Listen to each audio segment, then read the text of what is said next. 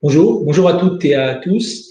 Je suis Mahidine Khaladi, directeur exécutif du Secours islamique France, le Institut ONG humanitaire de développement française. L'éducation et le bien-être de l'enfant est une de nos principales préoccupations. Et je voulais remercier ici le Forum de Paris sur la paix de nous donner l'opportunité de nous exprimer sur un programme aussi important.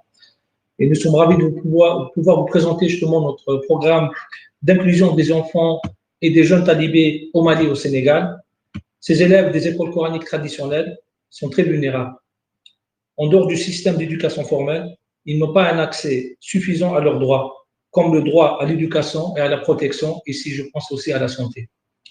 L'inclusion de ces enfants est pourtant un enjeu extrêmement fort pour la paix, alors que la jeunesse sahélienne subit aujourd'hui une forte dégradation de la situation socio-économique et sécuritaire.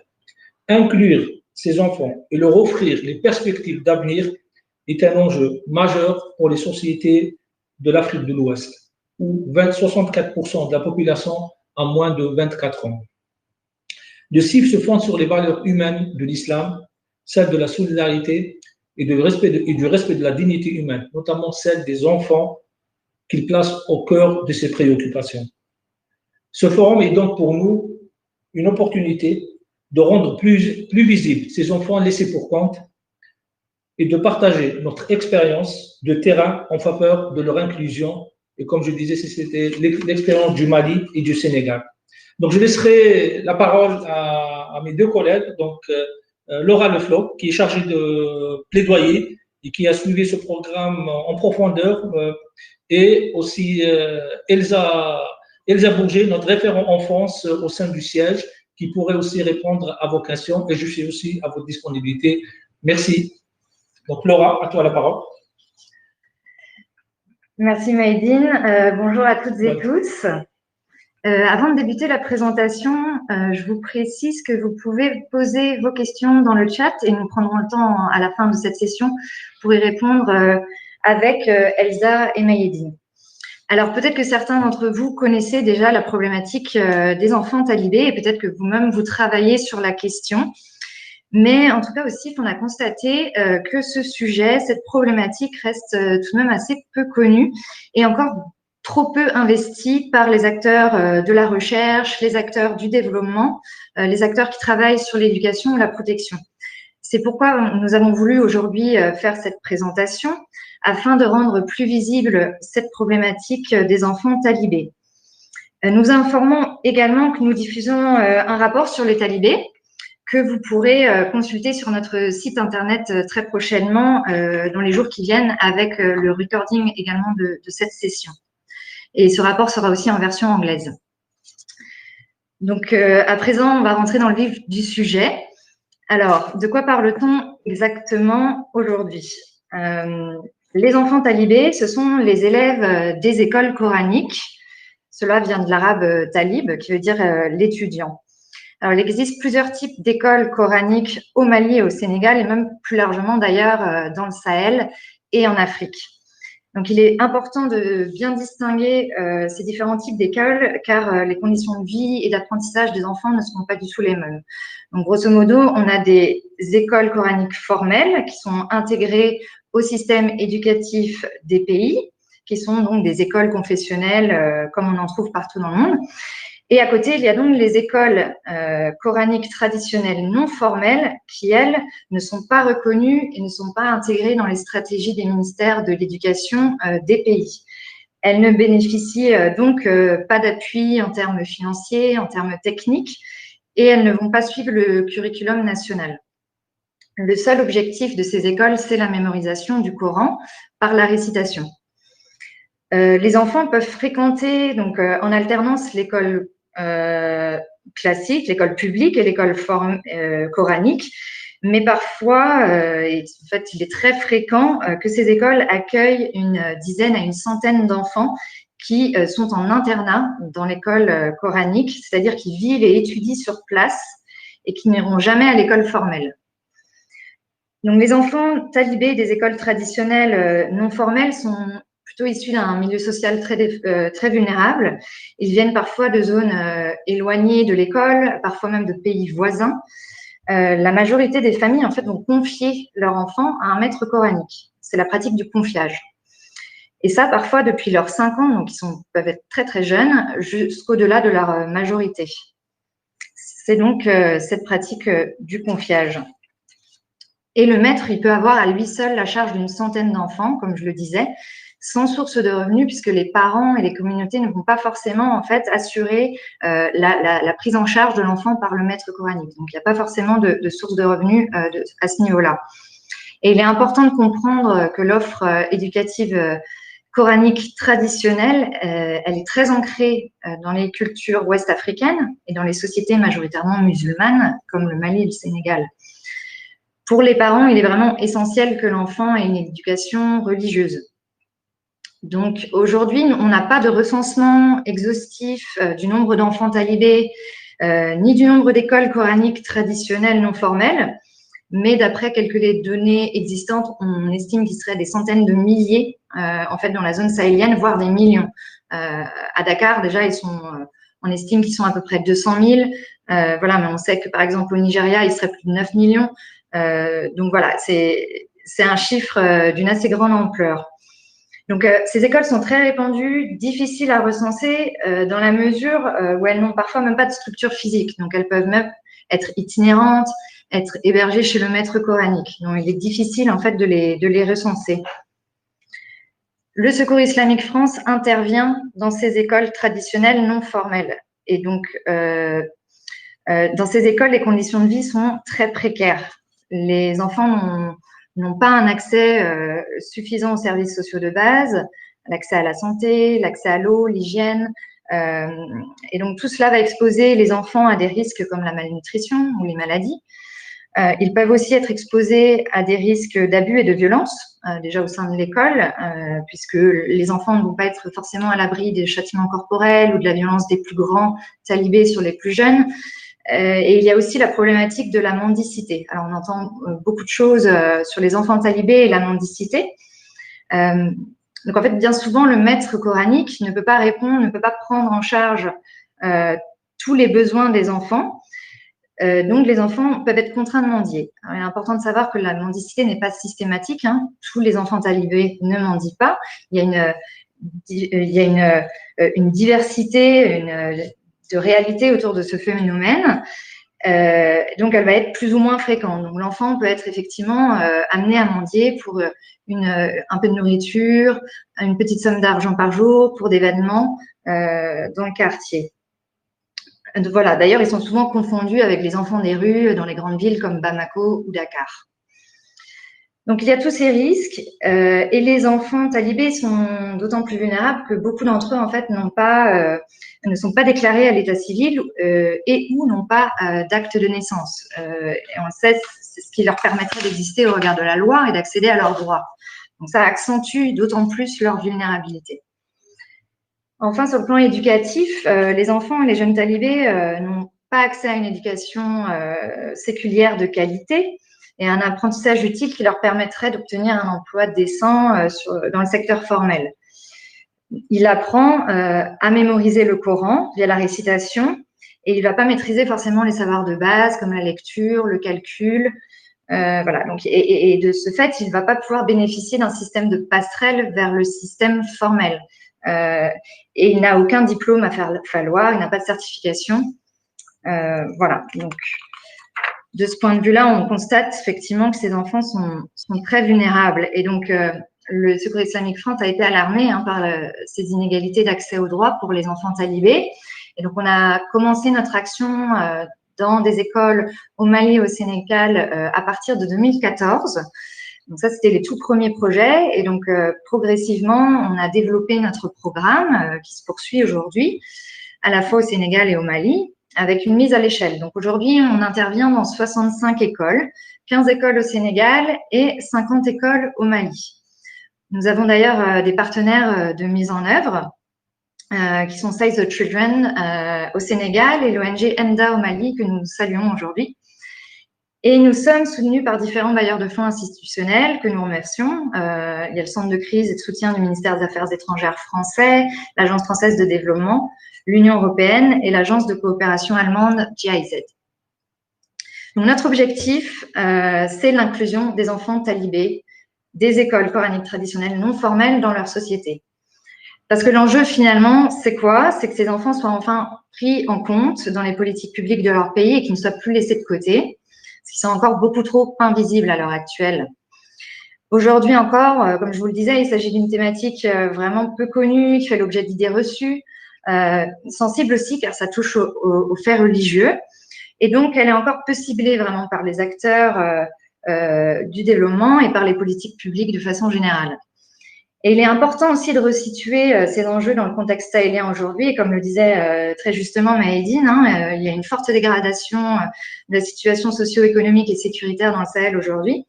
Donc, les jeunes talibés qui sortent de ces écoles, qui se retrouvent sans diplôme, au chômage, et ils sont dans une situation d'extrême vulnérabilité.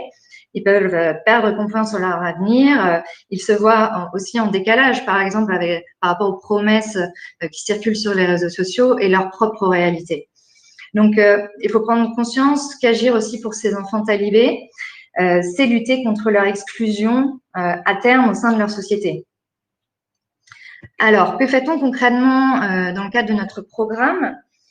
D'abord, on répond à leurs besoins fondamentaux de base. Donc ça, c'est la première urgence. On leur apporte une aide alimentaire, on réhabilite les écoles, on va installer des services d'eau, d'hygiène et d'assainissement au sein des écoles. On va permettre aussi leur affiliation aux systèmes de santé nationaux. Et donc, cela peut aussi impliquer l'enregistrement des enfants à l'état civil pour ceux qui n'ont pas d'acte de naissance. Notre deuxième objectif, c'est très important, c'est de promouvoir un environnement protecteur pour les enfants. Donc là, on travaille sur deux aspects. On va vraiment soutenir les mécanismes traditionnels favorables à la protection de l'enfant, parce qu'il en existe. Par exemple, au Sénégal, on soutient des marraines, donc ce sont des femmes volontaires qui vont apporter une sorte de soutien familial en fait aux enfants talibés ou plusieurs enfants. Ça peut être un repas par jour, ça peut être le suivi de la santé de l'enfant. On va les former aussi pour qu'elles puissent identifier des cas de violence et les référer au centre de protection compétent. Voilà, donc il y a tous ces mécanismes déjà qui existent que l'on soutient, notamment via des activités génératrices de revenus. Et en parallèle, nous allons infléchir les pratiques néfastes. Donc, je vous parlais plutôt de la mendicité, par exemple, ou des châtiments corporels au sein des écoles. Donc ça, vraiment, on va y travailler aussi avec les maîtres coraniques, bien sûr, puisque c'est toute une question de partenariat et d'acceptance pour plus de protection de l'enfant et la sauvegarde de l'enfant. Donc, à court terme, par exemple, on répond à la problématique de la mendicité, déjà en apportant en fait les besoins de base aux enfants. Donc, ça décharge aussi le maître coranique de la charge économique de l'enfant, et donc ça évite que l'enfant soit contraint de mendier. Voilà. Après, on va faire plein de travaux avec les maîtres coraniques. Ça peut aller de la sensibilisation aux droits de l'enfant, au développement de l'enfant aussi, à sa psychologie. Ça, c'est plus dans le cadre des travaux autour des alternatives au châtiment corporel. Voilà, donc il y a tout ce genre de choses qui est faite. Notre troisième objectif est de développer l'accès à l'éducation de qualité pour les enfants et l'accès aux formations professionnelles pour les jeunes talibés. Donc, là, on va mettre en place des cours d'éducation, des cours de matières séculières, comme les mathématiques, le français, donc la lecture, l'écriture. Le français, parce qu'on est bien sûr au Mali et au Sénégal, qui sont aussi deux États francophones. Nous allons appuyer les maîtres coraniques en pédagogie également. Et on va donc vraiment accompagner aussi les jeunes talibés de façon individuelle dans la formulation de leur projet de vie et de leur projet professionnel. Au regard du marché de l'emploi existant, voilà, on va vraiment les accompagner pour qu'ils puissent se choisir un métier et les former et les installer. Dernier objectif, et pas des moindres, on vise à améliorer la connaissance et la prise en compte des enfants talibés dans les politiques publiques et à appuyer en fait l'intégration des écoles coraniques traditionnelles non formelles dans le système formel. Donc il y a déjà des jalons en fait qui ont été posés par les autorités maliennes et sénégalaises, bien sûr, pour l'intégration de ces écoles non formelles dans le système formel, donc pour qu'il existe des passerelles vraiment qui soient faites, que les enfants puissent bénéficier d'une éducation séculière, Donc, il y a déjà des jalons, des étapes qui ont été faites et bien sûr, on s'inscrit dans cette dynamique. Donc, on vise en fait à accélérer ces efforts et à les appuyer dans cette démarche et à favoriser aussi la participation des organisations de maîtres coraniques dans tout ce processus. Alors, comment ça se traduit? Donc, le CIF va en fait faciliter des cadres de concertation au niveau institutionnel entre les autorités locales, donc entre les ministères de l'éducation plus précisément, et les organisations de maîtres coraniques. Donc, ce sont des espaces au sein desquels ils vont discuter et développer des standards pour le développement de ces passerelles entre systèmes formels et non formels, et développer également des normes sur la bientraitance des talibés au sein des écoles. Toutes ces normes qui vont être développées, discutées dans ces cadres de concertation, vont être testées dans les écoles partenaires du CIF. Donc, dans nos 65 écoles, on va tester ces nouvelles normes via des recherches actions participatives. Alors, qu'est-ce que c'est? Ça veut dire qu'on va vraiment associer toutes les parties prenantes, donc les maîtres coraniques, les enfants talibés, les comités de quartier, etc., les relais communautaires. Ils vont vraiment tester eux-mêmes les normes dans les écoles et ils vont, dans la pratique, émettre des recommandations pour améliorer ces normes au fur et à mesure du temps. Donc, c'est vraiment une approche qualitative et réellement participative, en fait, grâce à laquelle la communauté va être vraiment impliquée. Donc, une fois que ces tests sont menés, on va évaluer, capitaliser l'ensemble de ces expériences et ça va permettre, in fine, en fait, de définir à la sortie du programme des stratégies nationales d'intégration des écoles et qui pourraient d'ailleurs être reproductibles dans d'autres États du Sahel qui sont aussi confrontés à la même problématique des enfants talibés. Alors, en termes de résultats attendus, donc, concrètement, bien sûr, on vise l'amélioration directe des conditions de vie des enfants dans ces 65 écoles. Donc, voilà, comme je le disais, via les services d'eau, d'hygiène, voilà, l'amélioration de l'accès à la santé, etc. Sur l'éducation, on vise le développement de normes avec notamment ce référentiel qui va être construit de passerelles du non formel au formel, ça c'est important, donc qui sera validé par les ministères de l'Éducation et par les maîtres coraniques. Sur la protection, on va permettre l'élaboration d'un document de recommandation consensuel, donc toujours voilà, de façon consensuelle entre les maîtres et les autorités, sur la bientraitance des talibés. On va aussi former les comités de protection dans les quartiers pour la création de plans d'action de protection des enfants talibés. Voilà, donc ça c'est déjà aussi entamé. Et à la fin du programme, l'idée à la sortie du programme, c'est vraiment d'aboutir, comme je le disais, à ces stratégies nationales d'intégration des écoles traditionnelles non formelles dans le système formel.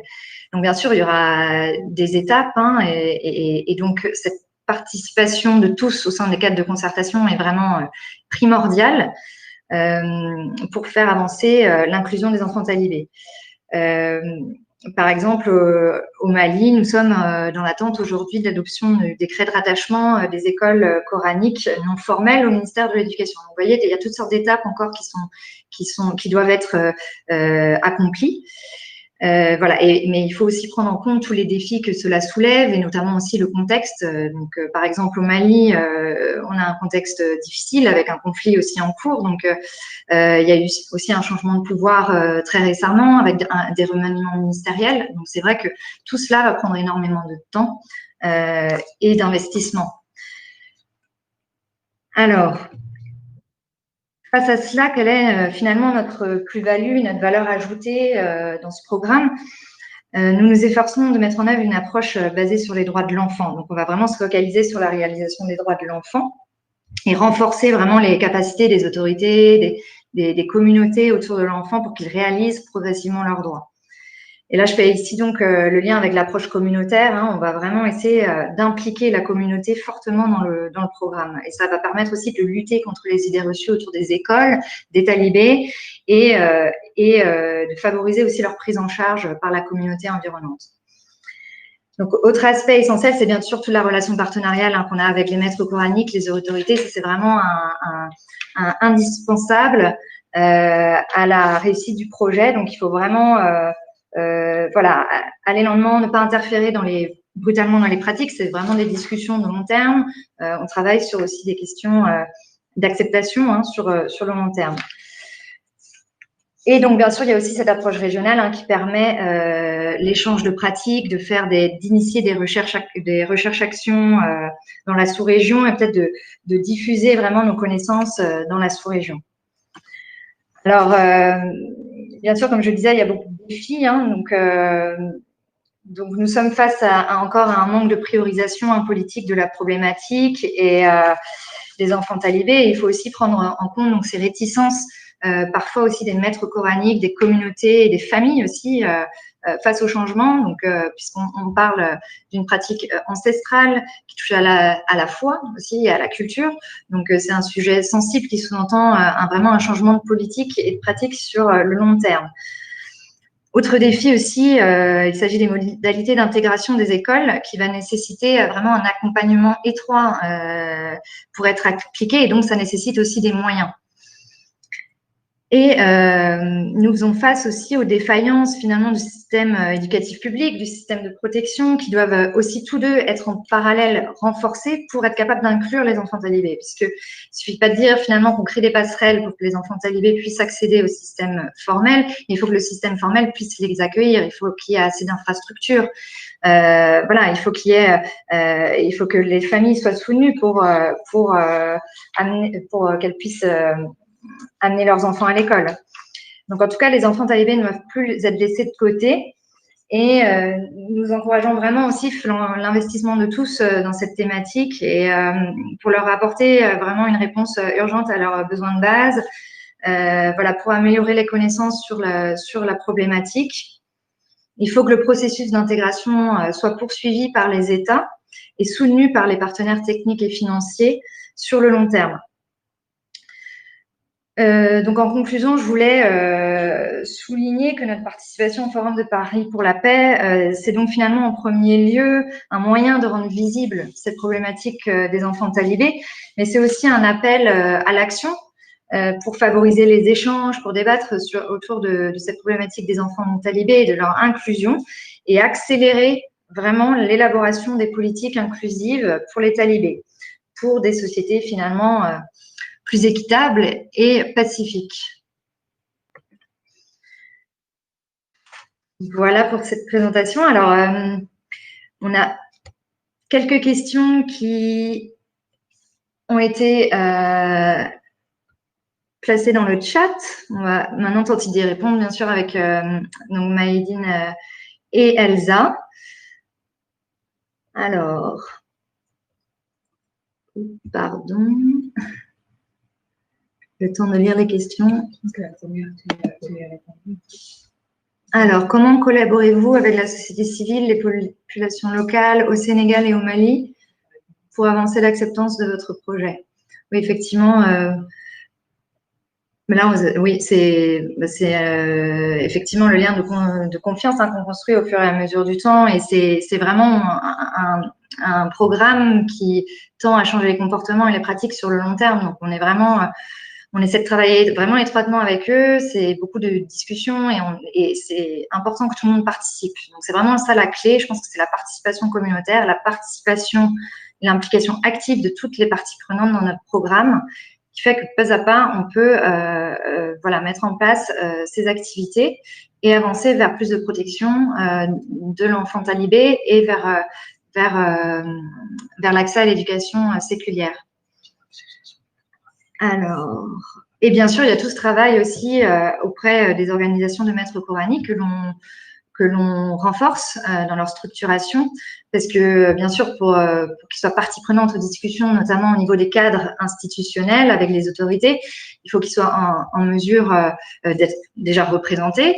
Il faut qu'ils puissent apporter aussi leur contribution, qu'ils puissent se faire entendre aussi, puisque c'est les premiers concernés, et ce sont eux qui seront aussi les acteurs de changement auprès des communautés et auprès des enfants. Donc, c'est important de les impliquer. Comment les gouvernements maliens et sénégalais soutiennent-ils vos efforts? Alors, donc, de la même façon, j'ai envie de dire, ils sont vraiment impliqués depuis le début dans notre programme. On a vraiment, même dès 2014, on était vraiment en lien étroit avec les autorités, avec les ministères de l'éducation, même au Mali avec le ministère du culte également.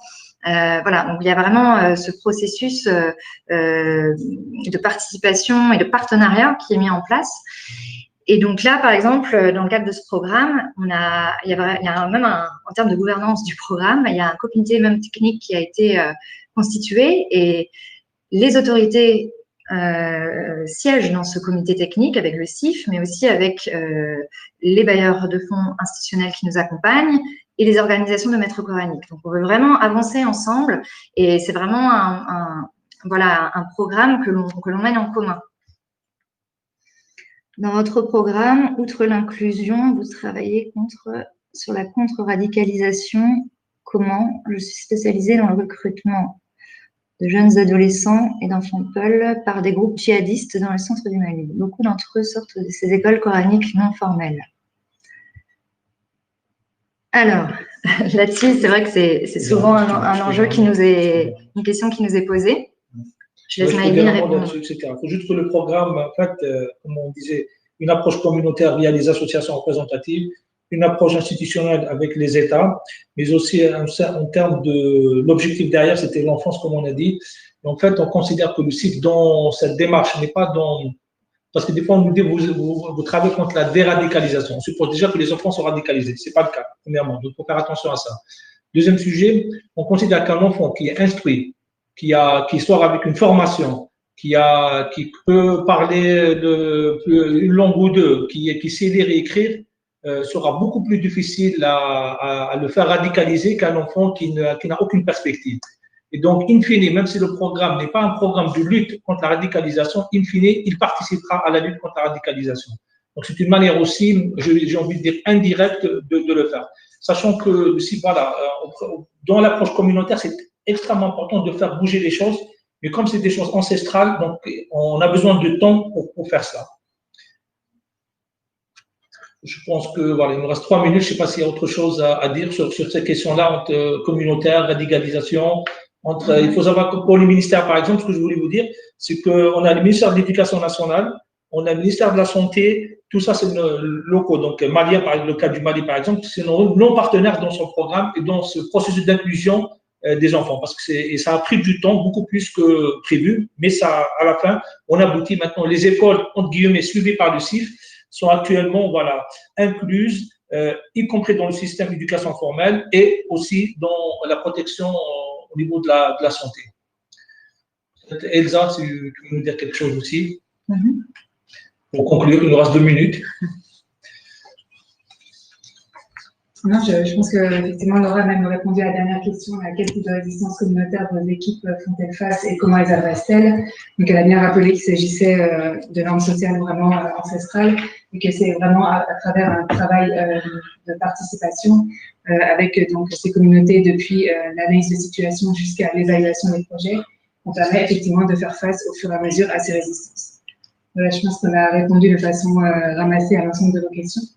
On vous remercie beaucoup d'avoir suivi effectivement cette présentation. Et, il y a 1 minute, je vais dire juste un mot. Pardon, merci Elsa, merci Laura. Juste un mot, donc je remercie mes collègues. Je remercie aussi mes collègues sur le terrain, donc tous nos collègues qui sont au Mali, au Sénégal, qui suivent ce programme depuis quelques temps. Et effectivement, il y a un grand investissement sur ce programme qui est sur la durée, vraiment sur la durée. Merci à tous, merci au Forum de Paris. Et bientôt le rapport disponible sur notre site. Merci.